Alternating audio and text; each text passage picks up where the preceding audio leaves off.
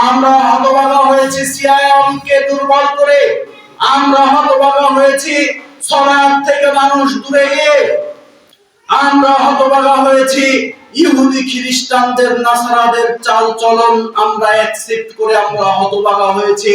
সম্মানিত উপস্থিতি, এ জাতির সামনে আমি এর আগেও বলেছি, এখনো বলছি, সামনে আমাদের ফিতনা আসছে, সামনে আমাদের ফিতনা চলে আসছে।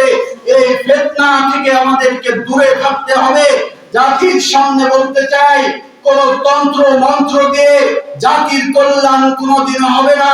বিগত ৭১ সাল থেকে আজ ৫৪ থেকে ৫৫ বছর হলো এই মানুষ রচিত বিধান দিয়ে মুসলমানদের কোন সমাধান আসেনি। মানুষ রচিত গণতন্ত্র দিয়ে মুসলমানদের উপরে শান্তি নেমে আসেনি। পশ্চিম কালেও আর এই গণতন্ত্র দিয়ে মুসলমানের উপরে শান্তি নেমে আসবে না। যদি মুসলমান শান্তি এবং সমাধান পেতে যায়, যদি মুসলমান ইনসাফের সমাধান পেতে চায়, তাহলে রাষ্ট্রীয় পর্যায়ে ইসলামী আইন শাসন ব্যবস্থা প্রতিষ্ঠা করতে হবে। কথা বলেন ঠিক কিনা? এই সমস্ত তন্ত্র মন্ত্র দিয়ে কোনো কাজ হবে না। আপনি দেখেন গণতন্ত্রের নীতি এবং রীতি কি জিনিস, আপনি দেখেন, মনে করেন যে এই যে স্ট্যাম্পটা আছে হিরো আলম ভোটে দাঁড়িয়েছে, আমি আপনাকে বোঝানোর জন্য বলছি, ভোটে দাঁড়িয়েছে হিরো আলম, এই পাশে দাঁড়ালো হিরো আলম, আর এই পাশে দাঁড়ালো একজন মাদানি, একজন আলেম, একজন প্রমুখ বিখ্যাত একজন আলেম। সে কোরআন বোঝে, হাদিস বোঝে, ইসলাম বোঝে, সব বোঝে। সে ইসলামী আইন প্রতিষ্ঠার লক্ষ্যে তার অগ্রগতি চলছে।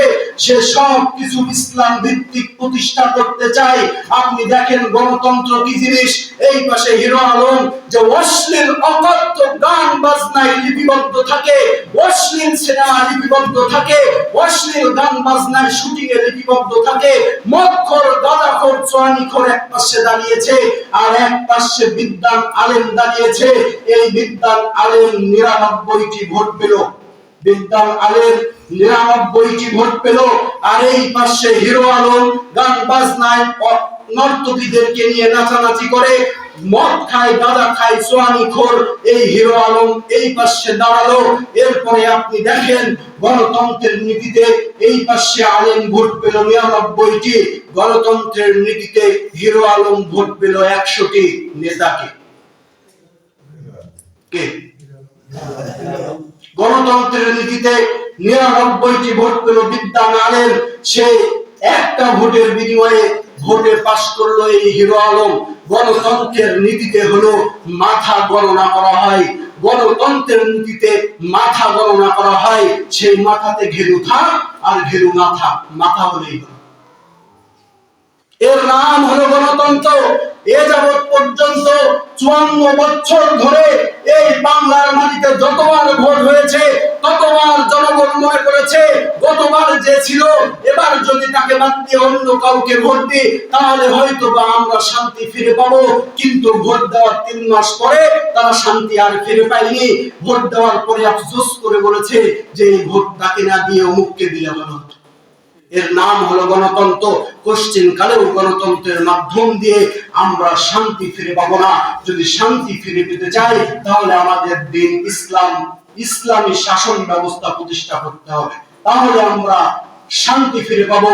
আর নইলে ওই বেদুইন ইহুদি খ্রিস্টানদের চাল চলন নিয়ে আমাদেরকে বসবাস করতে হবে, আর মুসলমানদেরকে যুগের পর যুগ, বছরের পর বছর মার খেয়ে যেতে হবে। তাছাড়া কোনো পথ নেই। যদি দিক মত নির্বিশেষে মুসলমান শান্তি খুঁজতে চায়, তাহলে ইসলামী শাসন ব্যবস্থার ছায়ার নিচে আসতে হবে, ঐক্যমত গড়ে তুলতে হবে, ইসলামী আইন প্রতিষ্ঠা করার চেষ্টা করতে হবে। আমাদেরকে বলা হয় যে ইসলাম কবে খেলাফত প্রতিষ্ঠা হবে? রাসূল সাল্লাল্লাহু আলাইহি ওয়াসাল্লামের খেলাফতি জীবন ব্যবস্থা কি তোমরা দেখো না? আর রাসূল উমর রাদিয়াল্লাহু তাআলা আনহু খেলাফতি জীবন ব্যবস্থা কি তোমরা দেখো না? তার জীবন ব্যবস্থায় যদি আমরা পরিচালনা হই, যদি আমরা চলার চেষ্টা করি, খেলাফত প্রতিষ্ঠিত হবে। আর একজন বিদ্বানগণ বলেছে, ততদিন পর্যন্ত খেলাফত প্রতিষ্ঠিত হবে না যতদিন পর্যন্ত মুসলমান জুমার দিনে যতগুলা মুসলমান মসজিদে আসে, ফজরে এতগুলা মুসলমান যতদিন মসজিদে না আসবে, ততদিন খেলাফত প্রতিষ্ঠিত হবে না। সম্মানিত উপস্থিতি, আমি আপনাকে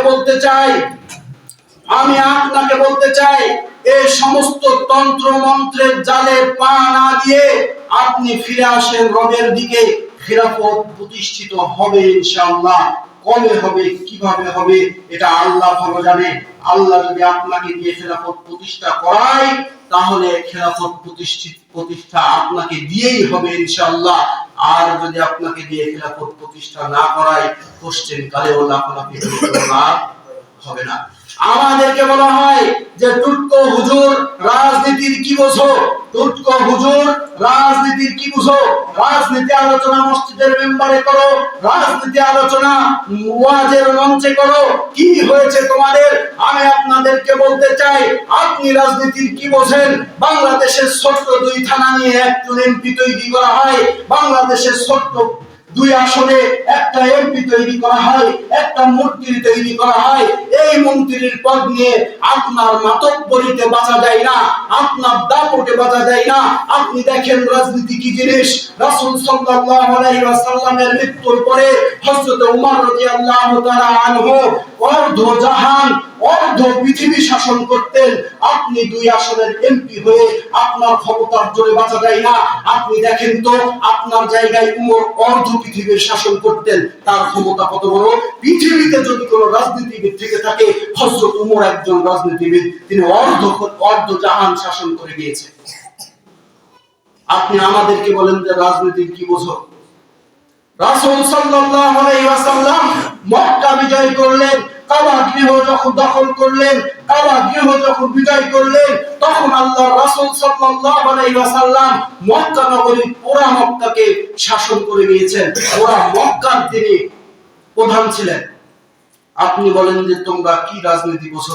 মসজিদে এসে তোমাদেরকে রাজনীতি বক্তব্য দিতে হবে, ওয়াজের মঞ্চে তোমাদেরকে রাজনীতি দিতে হবে। আপনি রাজনীতি কি বোঝেন?